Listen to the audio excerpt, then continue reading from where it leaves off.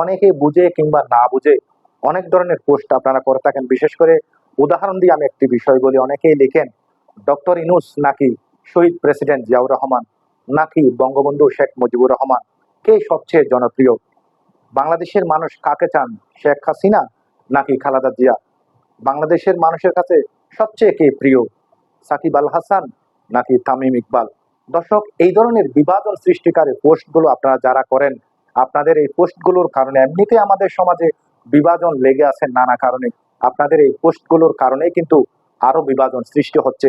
এই যে আপনি যখন প্রশ্ন করলেন কে সবচেয়ে জনপ্রিয়, এখানে আপনার কমেন্টস এর মধ্যে আপনি নিজেই দেখেন কে সবচেয়ে জনপ্রিয় লিখেছেন নাকি কে সবচেয়ে ঘৃণিত সেটি লিখেছেন। এখন কমেন্টস এর মধ্যে আপনি যখন আমাকে ঘৃণিত লিখলেন, এখন আমাকে যারা পছন্দ করেন তারা কি আপনাকে ভালো লিখবে?